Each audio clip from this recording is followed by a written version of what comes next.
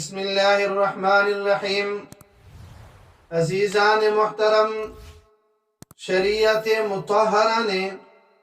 انسانوں کو محبت اور شفقت کے تعلق کی بنا پر ایسی جامع تعلیمات اور ہدایات عطا کی ہیں کہ عمل بہت کم ہوتا ہے مگر اس کا اجر و ثواب بہت زیادہ۔ اب جس عمل کا ذکر کرنے جا رہا ہوں وہ بظاہر ایک مختصر اور معمولی نظر آتا ہے، مگر اس کا اجر و ثواب اتنا عظیم الشان ہے کہ بڑے بڑے اعمال بھی اس کا مقابلہ نہیں کر سکے، اور وہ ہے دوسروں کی عیب پوشی، دوسروں کی خطا پوشی، دوسروں کی پردہ داری، یعنی کسی کے عیب پر مطلع ہو کر، کسی کی برائی سے واقف ہو کر، کسی کا راز معلوم ہو جائے تو اس کو چھپا دینا، اس کو ظاہر نہ کرنا۔ چنانچہ جامع ترمذی میں اور مشکوٰۃ شریف میں حضرت عقبہ بن عامر رضی اللہ تعالیٰ عنہ کی روایت ہے کہ جناب نبی کریم صلی اللہ علیہ وسلم نے فرمایا، جو شخص کسی کے ایسے عیب پر مطلع ہوا، ایسی برائی پر مطلع ہوا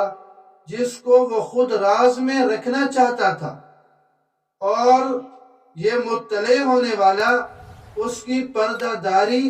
اور عیب پوشی اس نے کی، اس کو بلیک میل نہیں کیا جیسا کہ شریر لوگوں کا طریقہ ہے۔ اور آج کے زمانے میں انٹرنیٹ کی دھوم ہے، سوشل میڈیا، تو جہاں اس انٹرنیٹ اور سوشل میڈیا کے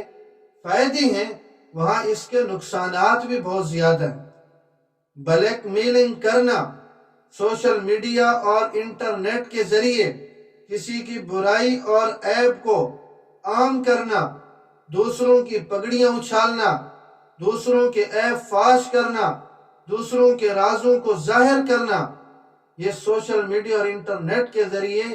یہ جتنا ہو رہا ہے، بس الامان والحفیظ۔ تعلیمات نبویہ علی صاحب الصلاۃ والسلام کہہ رہی ہیں کہ اس راز کو راز ہی رکھا، پردہ داری کی، پردہ دری نہیں کی، پردہ داری کی، پردہ دری نہیں کی، تو اس کا اتنا ثواب ہے جتنا کہ ایک زندہ درگور کی ہوئی بچی کو زندہ کرنے کا ثواب ہے۔ یعنی کسی کے عیب اور برائی کو چھپا دینا موت سے زندگی عطا کرنا ہے۔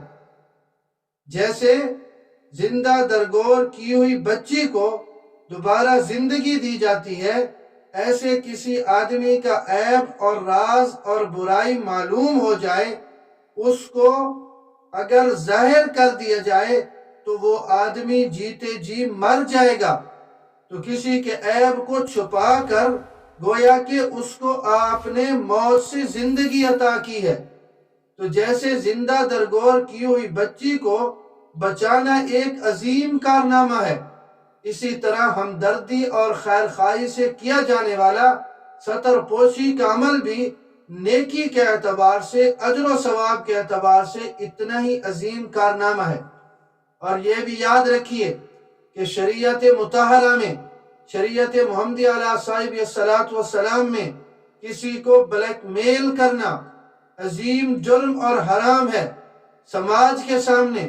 سوشل میڈیا پر اس کی تشہیر کر کے اسے ذلیل اور رسوا کرنا، یہ ایک سنگین گناہ کے زمرے میں آتا ہے۔ بس اتنا ہی یاد رکھیں کہ کسی کی غلطی کو بے نقاب نہ کرو، کسی کی غلطی کو بے نقاب نہ کرو، اللہ کافی ہے، تم حساب نہ کرو۔